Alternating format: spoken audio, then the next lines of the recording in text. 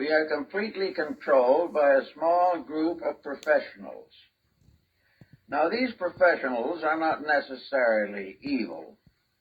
They are not necessarily foolish, but they are not in direct contact with the world they serve. They have gradually isolated themselves in ivory towers of intellectual superiority and gaze down rather benignly, if at all, upon the world which they are supposed to regulate. They are simply incapable of the job. In the last 50 years, we've had the greatest advancements in science and education the world has ever known, and we're in the worst condition it has ever been in. It is because our entire attitude toward survival has very little basic contact with the essential humanity which it is supposed to guide, direct, and advance. There is a new humanism that is coming up, which it seems to me is well worth consideration, and that is the dignity, right, power, and authority of the folk. The folk is the great mass of people, and in its own natural environment and with reasonable consideration, this folk is nearly always right. There is some basic value there, which expresses itself through the simple and natural interests of average persons. The average individual wishes to be a good parent, a good citizen, and a good child. He wants to live in a happy environment. He does not really cherish animosities. He is not addicted to the desire to be killed in war, nor is he intentionally dedicated to an industrialism which gives him no opportunity to be a person. So all these situations mean together that the leaders are out of touch with their followings, and the followings, for the most part, have lost acceptances of their leaders. We do not want the condition to continue as it is. And yet, to not allow it to go on, we must search for new resources of solution. At the present moment, we are depending upon science to develop the nuclear resources of the world, but they have found no way of disposing of the nuclear waste which threatens to destroy us all. Thus, an attitude which permits this to occur, that exceeds or excels its capacity to dominate the consequences of its contacts and contributions, is simply no longer suitable to leadership. There has to be changes. And these changes can only occur when the human being realizes his inalienable right to be human, and that he has within himself potentials that are far more real than any of the intellectual superstructure upon which he depends today. Man internally is part of the universe. He is part of the enormous diffusion of energies. He is as much part of the great plan as a star or a meteor or a comet. He is, if he can go within himself far enough, he can find the laws of his own survival. But he has refused to have the opportunity to have this researching within himself. The moment he arrives in this world, he comes under the influence of this strange leadership of infallible errors with which we have all been afflicted. He goes to school, but he is not taught to think. He is not taught to use his own resources. He is told to accept, to read the textbook and come to the same answer. If he does not come to that answer, he will not graduate. And if he will not graduate or does not graduate from school, then he cannot enter the institutions of higher learning. And if he doesn't enter those and become proficient in the beliefs that they hold and become a willing perpetuator of the status quo, If he will not do all these things, he is an outcast. He is then regarded as simply being a mediocre person wandering around in vagaries. This type of situation is getting to be a little too difficult. We are all sympathetic as we see these great monuments rise to human ingenuity. We realize how young people can become utterly fascinated with computers, how they can also become entranced with the possibility of making a trip someday to the moon. These things are tremendous inducements and are passed off constantly as indications of progress. But no one is paying any attention to the sewerage. Out of these predicaments that we are passing through is a vast byproduct of waste, a byproduct of danger, of war, a byproduct of epidemical diseases, of disturbance of Earth's balance, of disruption of crops. All these things are the results of unthought out programs in which no one is interested in doing anything except landing on a planet somewhere else, and has no time or thought to take care of the planet that we live on today. Now, it's very hard to convince people that we should be more thoughtful in these matters. But as a press report after each other, and many of them, show the difficulties and the dangers of all these situations brought home to us almost every day. Something should be done. But the great remote body of the approved professionals does not pay any attention to these rumors at all. They arise from the unenlightened, whereas those of special privileges and special educational dedications go right on adding to the mess. So out of it, I think we have to find out where we stand in relation to ourselves. We have been given a terrible inferiority complex. The average individual bows hopelessly and helplessly before the wisdom of the elect. He is afraid to express himself because he will open his environment to ridicule. He is not sure of himself because he has been talked down from the time he was old enough to read and write.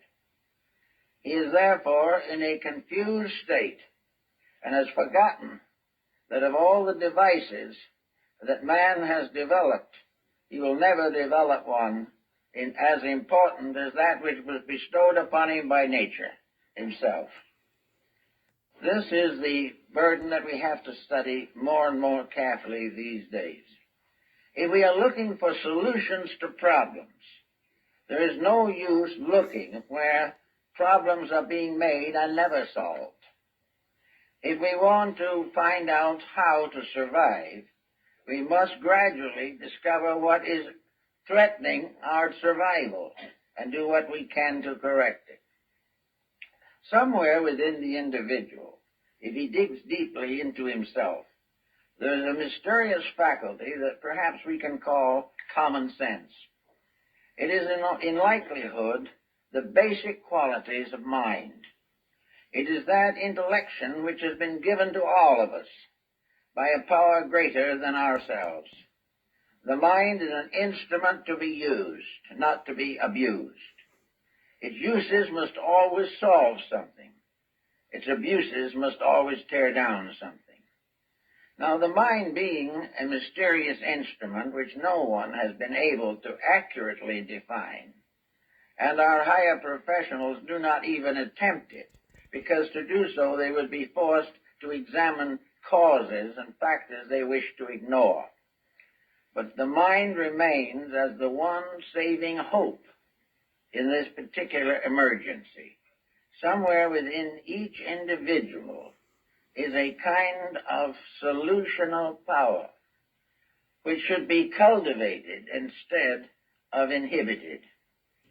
The moment we find that a child has a mind to think with, we should help it to think with that mind. Thinking is very different from accepting somebody else's thoughts. Thinking is not to be gained simply by reading a textbook and agreeing with the author, or, for that matter, disagreeing with the author. The real fact of the matter is that every effort today is made to prevent the actual active positive use of the mind. It is being cultured to become an instrument. We are trying to make the mind into a robot. We want to have a mind that will serve situations that are essentially false. We want a mind that will agree with the prevailing policy, even though that policy is going nowhere. Actually, therefore, each of us must become capable of using the mind with which we have been endowed by a life greater than our own. Actually, the tendency to break away from the conventional and the conservative is growing every day. We are more and more aware that we are the victims of something that is not right. We realize as we stand closer and closer to the possible wars of the worlds that have been well dramatized in motion pictures, we know something is wrong, or these conditions would not and could not exist. They do not exist because humanity as a group wants them, or that they serve humanity in any way. They have continued because small groups of ambitious persons want to play chess with the human destiny. They are not concerned with trying to solve problems. They are inclined only to consider the possibility of further advancements in some highly specialized structure of munitional warfare. They are interested only in digging in and finding more abstract theories which they can turn to the advantage of limited groups. Now, these minds have formed a partnership, or if they haven't formed it, it has occurred naturally, with other walks of life, which feed into this monopoly. These other walks of life, for example, one of them is the psychosis of wealth. They have tried to make every human being subservient to a colossal ignorance simply by offering a reward. They have taken the attitude that if we will follow the leadership of the self-appointed leaders, they will help to make us rich, will help to make us famous, and will help us to become dyspeptics, or in one way or another destroy the body in which we live. Actually, we are told that if we think for ourselves, we will be poor. If we think as we are told to think by the elect, we may retire as vice presidents of some monopoly and have a grandfather's clock presented to us in recognition of 45 years of faithful service. My uncle got one of those clocks. But these years of faithful service, what did it do to him? It destroyed in him the entire structure of individual creativeness. He did what he was told. He went to office every day. He followed the rules exactly. He had a fair living and was able to support his family. And he passed out of this life at the end of 83 years without actually having thought anything through for himself. He had no idea of the kind of world he lived in, and for him, pleasure and success was to be able to take a ride in a sailboat. Now, this is what has been gradually happening. The sailboat has now become a yacht, a land yacht, and living has now gone into the multiple figures, so that the elite can hardly get by on $1 million a year. But with all this money, what is being solved? Nothing. The individual in his wealth goes down to sickness and death, and the more money he has, the more extravagant his death will be. So we are in a bind. and those who are supposed to get us out of the bind are getting us further into it. So the problem arises that more and more there are rebellions, revolts, revolutions, in which individuals are tired of the way we are mistreated by those who are pretending to be our superiors. We are not referring now to political superiors. We are not referring to those who become dictators or to those ragged and rugged generals who lead bandits through the hinterland. We are referring more directly to the type of leadership which under one guise or another prevents us from growing out of the disasters which have been created for us. Now, they will almost always say, of course, that we made these disasters for ourselves. There was no reason why we couldn't have lived well in spite of the upper crust with its eternal problems. The answer to the thing is, it doesn't work quite like that. The moment we fail to conform, we are penalized. It is not a case of where we are better off by trying to be ourselves. We are told, and it is proven to us, that if we break the pattern, if we do not follow the mistakes of the ages, we will be in tragic conditions now, and there will be no remedy. In other words, if we want to go out and beg for world peace, this is a kind of treason for which we will be penalized not only by the leaders, but by those whom they have indoctrinated right down to members of our own families. The whole situation is out of hand. But inside of us, there is still this humanity. There is a power inside of the person, which is the only possible solution to the problem. Each child coming into the world should regard it as an inalienable right that he has the privilege and the right and the inalienable need to become a person, to think, to use the faculties that he has gained fresh in other previous embodiments. Certainly he comes into the world capable of a contribution.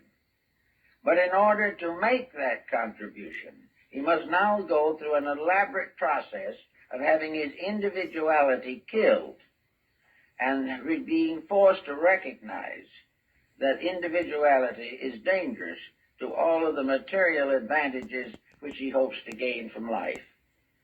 There was one comforting thought, however, and that is that these advantages that he is suffering so much to maintain are themselves failing, and by degrees every advantage is being wiped out by a corresponding disadvantage which threatens the survival of the race. Back somewhere in the old days, we wonder sometimes how civilization started. How did we begin this strange, curious, and complicated journey down through time? Who started it off? And where in the world did the great foundations of our knowledge come from? Who were the first scholars? Who painted the first picture? Who wrote the first piece of music?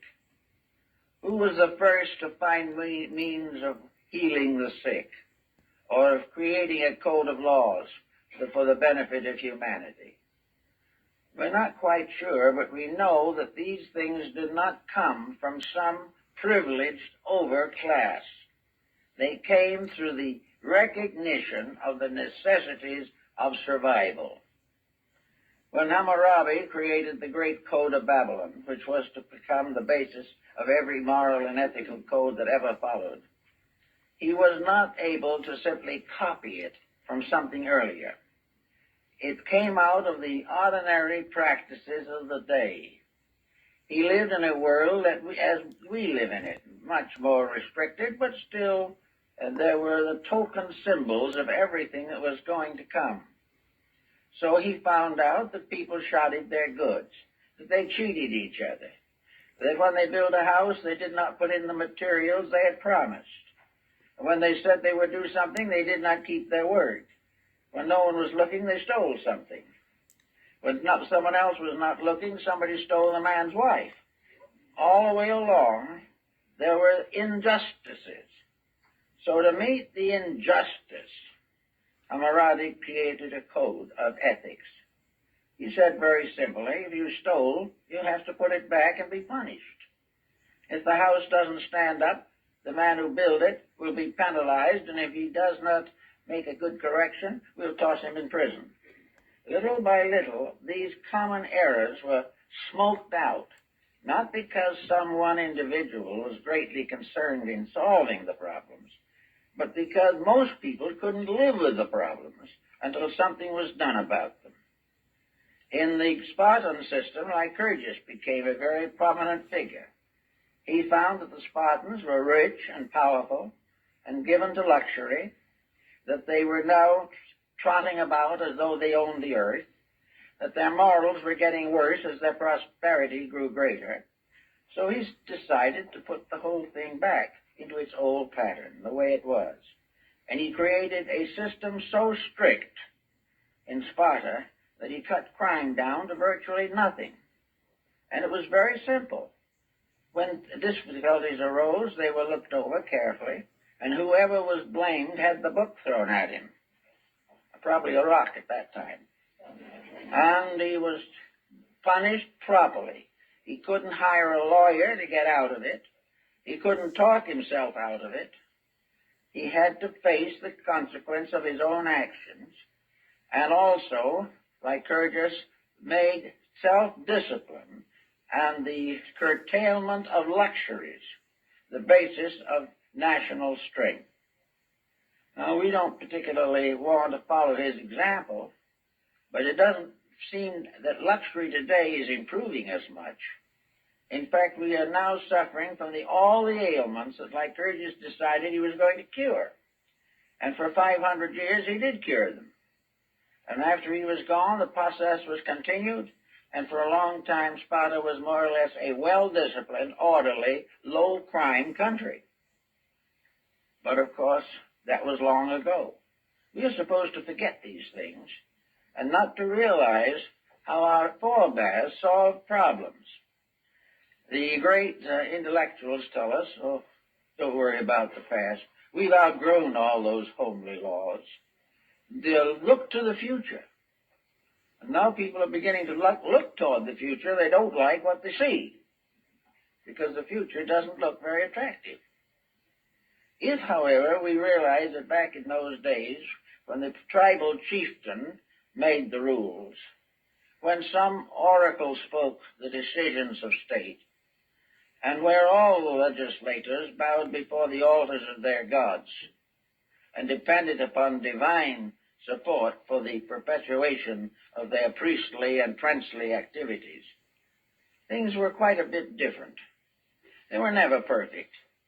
But there were things that were happening all the way along that could have helped. In the midst of all of this, we also had the Mosaic Code. Now, Moses was not a graduate with a Phi Beta Kappa Key. Moses was a wandering shepherd. Jesus never went to the university. But his rules, laws, and principles were greater, more noble, and more enduring than all of the accumulated intellectualism of the last 2,000 years. And out of it all has come a tremendous moral influence on mankind. Between Moses and Jesus, the foundations of the morality of the West were established.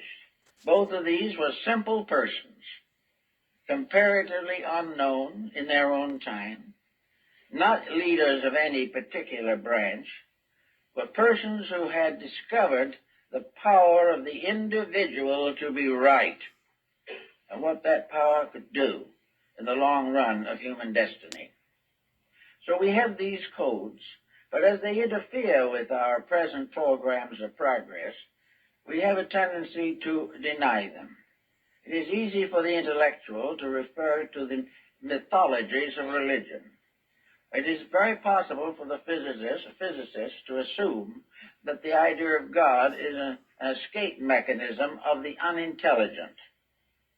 But at the same time, this escape mechanism was an escape. And the situation we're setting up doesn't seem to have an escape. We do not find the answers. We do not find something better to take the place of that which has been gradually run down by sophistry. We are not solving these problems. There are trends, however, showing up, and I think perhaps our international situation is going to contribute somewhat to them. Allow education to simply prepare us to be animated robots, that we are not going to fall into the old patterns and stay there forever. Even 50 years ago, we had mental freedoms that we do not have today, and our debts were much lower than they are now. The efforts to pass on a sophisticated theory of life has dismally failed. It was discovered, and this fact was clearly proven in the recent effort of the People's Republic of China to make the great leap into futurity. They made the leap and fell flat on their faces. It was a complete, dismal failure. They had decided to cut off forever all relations to the past. They were not going to listen to the sages of old anymore. They were going to become completely emancipated. They were going to live only for the future, under the dictate of a small group of politicians. The thing was so tragic that it will probably never be repeated again, because no one will have the nerve to go through it. And so, in the end of the great leap into future, Confucius returned and became one of the most powerful forces in the development of modern Chinese communist policy. The same happened in the Tibetan misery. The Chinese themselves are now apologizing for it. All of these great moves, these tremendous upsurges of